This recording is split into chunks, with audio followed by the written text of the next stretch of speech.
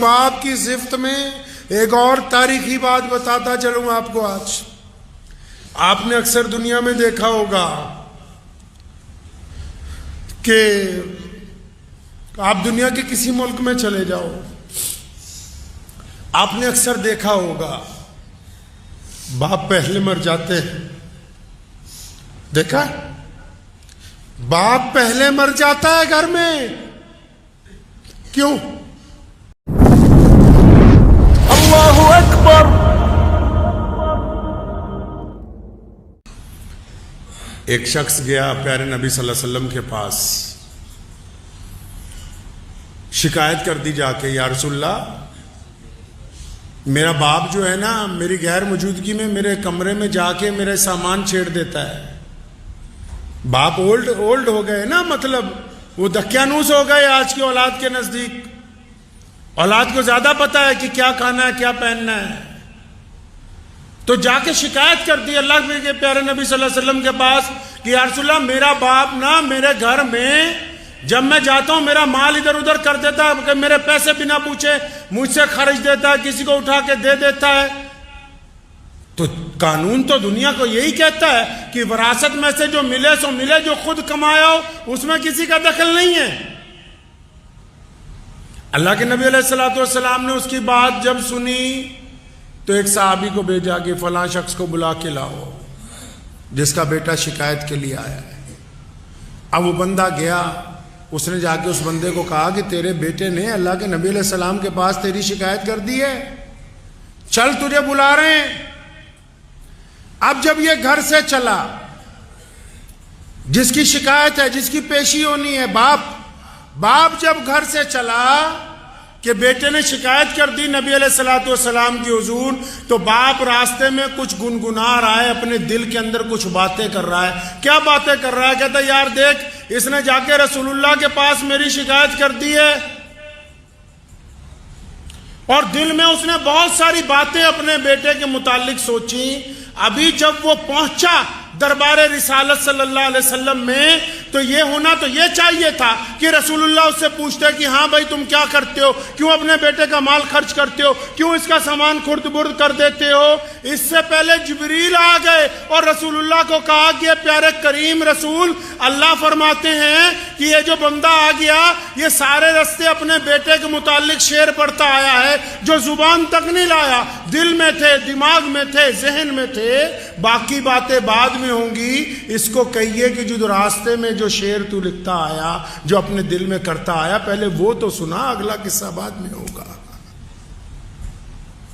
اب جب پیارے نبی کہیے صلی اللہ علیہ وسلم نے اس کو یہ بات کہی نا باپ کو کہ وہ راستے بھر کیا گنگناتے آئے, تو بڑا حیران رہ گیا. دوبارہ کہنے لگا کہ اشہد اللہ الہ الا اللہ وحدہ لا شریک لہ واشہد ان محمدن عبدہ ورسولہ. کہنا یا رسول اللہ ایمان اور بڑھ گیا, کیونکہ جو راستے میں نے اپنے آپ سے گفتگو کی وہ تو بس میں ہی جانتا ہوں یا میرا رب جانتا ہے, آپ تک اطلاع پہنچ گئی. میں پھر گواہی دیتا ہوں کہ آپ اللہ کے سچے رسول ہیں. تو نبی علیہ السلام نے اسے کہا کہ اچھا بتاؤ تو صحیح تم راستے بھر کیا باتیں کرتے آئے. کہنے لگا یا رسول اللہ جب مجھے پتہ لگا نا کہ میرے بیٹے نے آپ کے پاس شکایت کر دی, آپ کے دربار میں پہنچ گیا, جب میں اپنے گھر سے چلا میں نے جوتیاں پہنی, اور جب میں نکلا سڑک کے اوپر میرے دل میں خیال آیا کہ عبد الرحمن جو بھی ان کا نام ہوگا, کہ تیرے گھر میں جب یہ بچہ پیدا ہوا تھا نا تیرا سر فخر سے اوپر اٹھ گیا, اور تو خوشی سے ناچتا پھرتا تھا, لوگوں کو کہتا تھا دیکھو میرے گھر بیٹا ہوا ہے. اس واقعے پہ مجھے ایک کندیاں شریف پاکستان میں ایک بہت بڑی خانقاہ ہے, تو ان کے جو پیر تھے یہاں ملا پور لدھیانہ کے رہنے والے تھے, تو حضرت کو وہاں ٹیلی گرام گیا کہ حضرت آپ کے گھر بیٹا پیدا ہوا ہے. مجلس لگی ہوئی تھی, مریدوں کو پتہ لگا سن 1946 کے قریب کی بات ہے, تو زار و قطار رونے لگے. لوگوں نے پوچھا حضرت خوشی کی بات ہے؟ فرمایا خوشی تو اس بات کی ہے نا کہ اللہ نے بیٹا دیا, ڈرتا اس بات سے ہوں کہ بڑا ہو کے کہیں میری بدنامی کا باعث نہ بن جائے, اللہ اس کا مقدر اچھا کر دے. تو وہ شخص نبی علیہ السلام کے سامنے کھڑا ہے اور نبی علیہ السلام کو جبریل علیہ السلام نے پہلے سے ہی بتا دیا. کہنے لگا یا رسول اللہ میں نے یہ دل میں سوچا کہ یہ جب پیدا ہوا تھا نا سب سے زیادہ خوش میں تھا, اس کی ماں سے بھی زیادہ میں ہی خوش تھا. اور کہتا پھر میں نے مٹھائیاں بانٹی, لوگوں کو اپنے گھر پہ دعوت پہ بلایا کہ دیکھو مجھے اللہ نے بیٹا دیا. اور پھر کہنے لگا کہ جب یہ چند مہینے کا تھا یہ ساری رات سوتا نہیں تھا, اس کی ماں تھک جاتی تھی, میں کندھے پہ لگا کے اس کو پھرتا تھا. یہ جو بچہ شکایت لے کے آیا رسول اللہ کے پاس اپنے والد کی, فرمایا یا رسول اللہ میں تو ساری رات اس کو اپنے کندھے سے اپنی چھاتی سے لگا کے اگر میرے قدم رکتے تھے یہ رونے لگتا تھا, میں پھر چلنے لگتا ساری رات. فرمایا یا رسول اللہ پھر ایک ایسا وقت آیا یہ بڑا بیمار ہو گیا. جب یہ سخت بیمار ہوا مجھے اور میری بیوی کو اندیشہ ہوا کہ کہیں اس کی جان نہ نکل جائے. ہماری حیثیت نہیں تھی کہ ہم بڑے بڑے حکیموں کو پیسے دیتے, بڑے بڑے ڈاکٹروں کو پیسے دیتے. ہم نے اپنا تن بیچ کر اپنا سامان بیچ کے اس کا علاج اس وقت تک اس کا علاج کرایا جب تک اللہ نے اس کو واپس شفا نہیں دیتی. نبی علیہ السلام اس کی باتیں سن رہے ہیں تو آپ صلی اللہ علیہ وسلم زارو قطار رو رہے ہیں. وہ بوڑھا آدمی اپنی داستان بیان کر رہا ہے کہ یا رسول اللہ یہ اچھے کپڑے پہننا چاہتا تھا اور اتنے پیسے ہی نہیں تھے کہ ہم سب گھر والے اچھے کپڑے پہنے, تو میں اور اس کی والدہ ہم پرانے کپڑے پہنتے تھے, اپنے بچے کو نئے کپڑے لاتے تھے.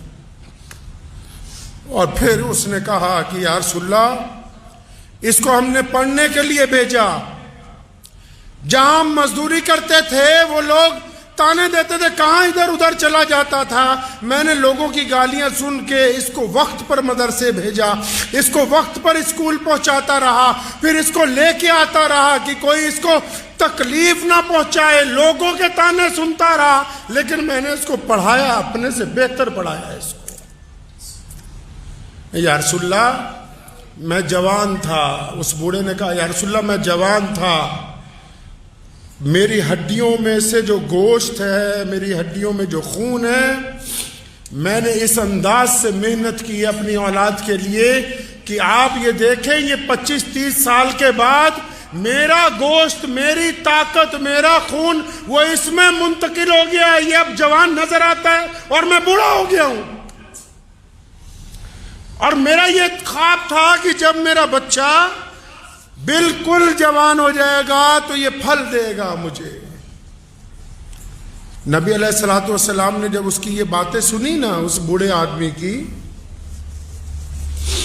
تو اس نوجوان کو جو قریب میں بیٹھا ہوا تھا جس نے اپنے باپ کی شکایت لگائی تھی, اس کو یہاں سے ایسے گریبان سے ایسے پکڑا, فرمایا سن تو اور تیرا مال تیرے باپ کا ہے, تو اور تیرا مال تیرے باپ کا ہے, تو اور تیرا مال تیرے باپ کا ہے. فرمایا یہ جو تیری شخصیت ہے, یہ جو تیری زندگی ہے, جو کچھ تو نے کمایا ہے, بہت سارے لوگ کہتے ہیں نا اپنے باپ کو بھئی تو نے کیا ہی کیا ہے. یہ جو وجود آج کھڑا ہو کر یہ سوال کرتا ہے یہ تو نے کیا ہی کیا ہے, یہ اگر اپنی پیدائش سے لے کر اب تک کا اپنا وجود دیکھے گا تو بغیر باپ کی محبتوں کے یہ اس مقام تک پہنچ ہی نہیں سکتا تھا. میں مانتا ہوں کہ ماں جو ہے وہ ان بچے کو پالتی ہے.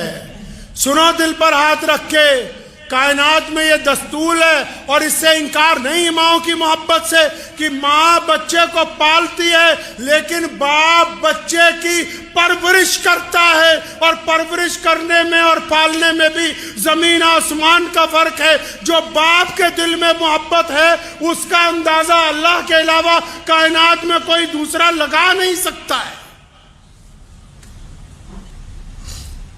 اور جن لوگوں کے پاس یہ نعمت ہے, جن کے پاس یہ نعمت ہے, وہ نخرے کرتے پھرتے ہیں, نخرے کرتے ہیں کہ جی ہمیں تو ٹائم نہیں ہے. آج کل آپ بڑے گھروں میں چلے جاؤ, جتنے امیر لوگ ہیں یا آج کل جتنے آپ مڈل کلاس لوگ ہو جتنے بھی ہو ایسے جاتے ہیں رات کو ماں باپ کے کمرے میں جیسے کسی بہت ملٹی اسپیشلٹی ہاسپٹل کا ڈاکٹر آیا ہو. جا کے دروازہ کھول کے کیا پوچھیں گے؟ ڈیڈی دوائی کھائی؟ ابو جی دوائی کھائی؟ باپ کہتا ہاں بیٹا کھائی. اچھا شوگر چیک کی؟ ہاں جی کر لی. بی پی چیک کیا؟ ہاں جی کر لیا. اچھا ٹھیک ہے پھر آپ آرام کیجئے, اللہ حافظ. یہ جو کام تو کر رہا ہے یہ تو ایک ڈاکٹر بھی اچھی طرح کر سکتا ہے. یہ جو آپ نے کام پکڑا لوگوں نے کہ باپ کے کمرے میں گئے, ماں کے کمرے میں رات کو گئے اور جا کر کہا کہ اچھا دوائی کھائی کہ نہیں کھائی, بلڈ پریشر چیک کیا کہ نہیں کیا, یہ تو ایک ڈاکٹر بھی اچھی طرح کر سکتا ہے. تمہارا کام کیا تھا کہ رات کو جا کے اپنے باپ کے پیر دباتے, اپنی ماں کے پاؤں دباتے, اس کے پاس وقت گزارتے, ان کا مشورہ مانتے. پیسوں کی دنیا محتاج نہیں ہے, ماں باپ کو تمہارے پیسے سے کچھ نہیں لینا. کون سے پیسے کی بات کر رہا ہے؟ کس پیسے کی بات کرتا ہے؟ جن کے ٹکڑوں پہ ساری زندگی پلا تو ان کے سامنے پیسے کی بات کرتا ہے. جنہوں نے اپنا خون جگر پلا پلا کے تجھے بڑا کیا ان سے پیسے کی بات کرتا ہے. ان کو پیسوں کی ضرورت نہیں تھی, ان کو تیری محبت کی ضرورت تھی. یہ چاہتے تھے کہ رات کو میرا بیٹا آئے گا تو میرے پاس 1-2 گھنٹے بیٹھے گا, میرے ساتھ چند باتیں کرے گا, لیکن بیٹے کو تو فرصت ہی نہیں ہے. یہ جو نعمت اللہ تبارک و تعالیٰ نے آپ کو عطا کر دی, جو اگر آپ اس کی نافرمانی کریں گے, امام غزالی رحمۃ اللہ علیہ نے لکھتا ہے اپنے مکتوبات میں کہ ماں باپ کے نافرمان کو دنیا میں سزا ملنی طے ہے. جو اپنے خاص کر لوگ باپ کی بڑی بدتمیزی کرتے ہیں, بے حرمتی کرتے ہیں, تو پیارے کریم رسول صلی اللہ علیہ وسلم نے فرمایا کہ ماں کے پیروں کے نیچے, اور جنت کہاں رکھی جی؟ ماں کے پیروں کے نیچے. جنت کہاں رکھی؟ اور بولو جنت کہاں رکھی؟ ماں کے پیروں کے نیچے. جنت ماں کے پیروں کے نیچے, سارا سرمایہ ماں کے پیروں کے نیچے. اور قربان جاؤں محمد الرسول اللہ صلی اللہ علیہ وسلم پر, ایک لفظ میں ہی ساری بات مکمل کر دی. فرمایا جنت ماں کے قدموں کے تلے ہے, لیکن باپ جنت کا دروازہ ہے. اب تیری مرضی ہے اسے کھول کے رکھ, تیری مرضی ہے اس کو بند کر دے. تو باپ جنت کا دروازہ ہے. جن کو اللہ نے یہ نعمت دی ہے وہ اس کی قدر کریں گے. اگر ماں باپ کے لیے 4 لوگوں کے لیے کہا نا کہ ان کی دعا رد نہیں ہو سکتی, ان 4 میں دوسرے نمبر پہ کون ہے؟ نبی علیہ السلام نے فرمایا کہ جب کوئی باپ اور جب کوئی ماں اپنی اولاد کے لیے ہاتھ اٹھاتا ہے, بھائی جب کوئی ماں باپ اپنی اولاد کے لیے ہاتھ اٹھاتے ہیں تو اللہ ان کو خالی نہیں لوٹاتے ان ہاتھوں کو. تو جن لوگوں نے ماں باپ کی ناقدری کی ہے وہ جتنا مرضی زور لگاتے رہے. بہت سارے لوگ نا کامیابی کا نسخہ پوچھنا چاہتے ہیں.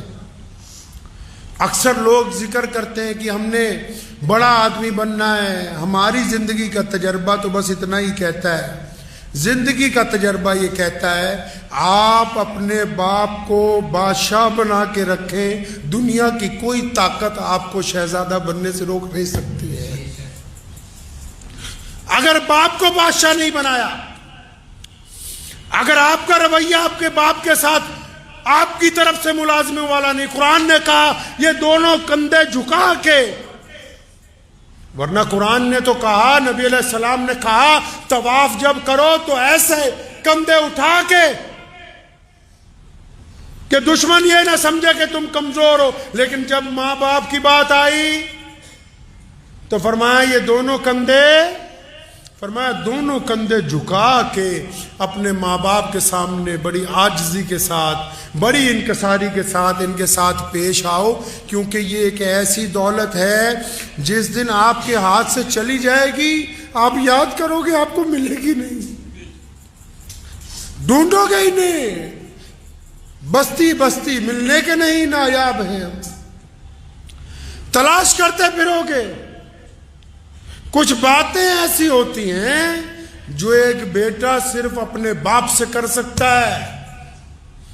دل کی تختی پہ لکھ کے لے جائیے.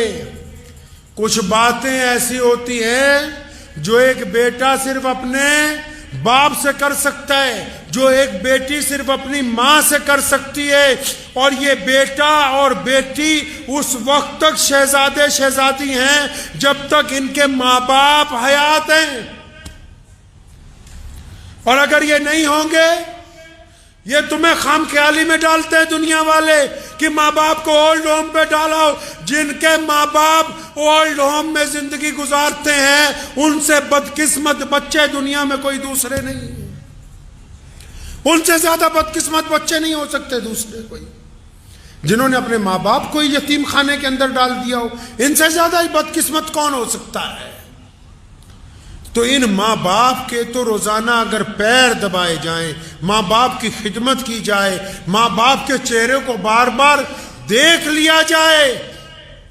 بہت سارے لوگ ایسے جن کو ابھی یہ بات سمجھ نہیں آئے گی, لیکن اگر ادھر باپ کی جان نکلی ادھر سارا کچھ سمجھ آ جائے گا تمہیں 1 منٹ میں کیا ہو گیا. کئی یہ سمجھتے ہیں کہ نہیں ہمارے باپ کو عقل نہیں ہے, جس نے تمہیں پال پوس کے اتنا بڑا کر دیا اس کو اللہ نے تم سے کئی سو گنا زیادہ عقل دی ہے. ٹھیک ہے وہ اسکول میں نہیں پڑھا, ٹھیک ہے اس کو عربی نہیں آتی, ٹھیک ہے اس کو انگریزی بولنی نہیں آتی, مان لو اس کو حساب کرنا نہیں آتا, لیکن آنکھوں کی جو اندر ارادے ہیں, چہرے کے جو خد و خال ہیں, انسان کا جو مزاج ہے, آپ کی طبیعت کس وقت کیا چاہتی ہے, یہ ایک باپ سے زیادہ دنیا میں کوئی نہیں سمجھ سکتا. یہ بچہ بھوک کے لیے تڑپ کے آیا کہ پیسے مانگنے آیا, کہیں گھومنے کی اجازت مانگنے آیا کہ کسی سے نکاح کی اجازت لینے کے لیے آیا ہے, یہ غصے میں آیا ہے کہ محبت میں آیا ہے. تمہاری چال کو, تمہاری ڈھال کو اگر کوئی سمجھ سکتا ہے پہلی نگاہ کے اندر تو وہ صرف آپ کا باپ ہے, اس کے علاوہ یہ صفت ہے ہی کسی کے اندر نہیں. تو جن کو اللہ نے یہ نعمت دے رکھی ہے میرے بھائی, اللہ کو اللہ نے جن حضرات کو یہ نعمت دی ہے کہ چاہے ماں باپ 80 سال کے ہو جائیں, 90 سال کے ہو جائیں, چاہے ماں باپ 100 سال کے ہو جائیں. میں نے اپنی دادی محترمہ رحمت اللہ علیہ کا ایک واقعہ مجھے یاد آتا ہے. میرے والد اللہ نے ان کو بڑی عزت عطا فرمائی, پوری دنیا میں جاتے تھے, ہزاروں لوگ ساتھ ہوتے تھے. تو میں نے اپنی دادی کو دیکھا آخری عمر میں کہ جب والد صاحب رحمت اللہ علیہ گھر سے نکلتے تھے تو انہوں نے بلا کے کہنا ہے کہ بیٹا حبیب ایسا ہے, سامان رکھا ہے؟ جی ہاں رکھا ہے. فلاں چیز بیگ میں رکھی ہے, فلاں دوائی رکھی ہے. تو خود بذات خود بستر پہ ہونے کے باوجود تو ایک دن میں بذات خود ذہن میں سوچتا رہا کہ یہ جس بندے کو ہماری دادی نصیحت کرتی ہے اس کے ساتھ تو 50 لوگ چل رہے ہیں, اتنے خادم میں ہر جگہ آگے پیچھے گاڑیوں کا ریل پیل ہے. یہ پھر ذہن نے یہ کہا کہ آپ یہ نہ دیکھیں کہ یہ نصیحت ہے, یہ ایک بہت بوڑھی ماں کے دل میں اپنی اولاد کے لیے محبت کا جذبہ ہے جو ہمیشہ جوان رہتا ہے, بڈھا نہیں ہوتا ہے. جو ماں باپ کی محبت ہوتی ہے نا جی, میاں بیوی کی محبت اولاد کے بعد آتی, بھائیوں کی محبت کاروبار کے بٹوارے کے بعد آتی, یار دوستوں کی محبت تعلیم کے بعد آتی.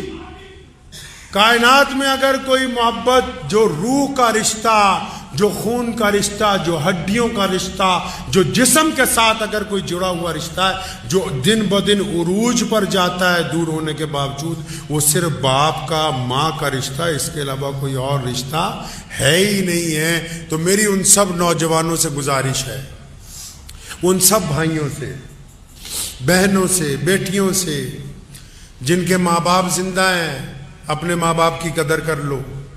یہ نعمت دوبارہ بازار میں نہیں ملنی, یہ والی نعمت نہیں ملنی. باقی سب کچھ مل جائے گا, تمہیں یار مل جائیں گے, دوست مل جائے گا, اولاد اور آ جائے گی. کون سی نعمت نہیں ملنی بھائی؟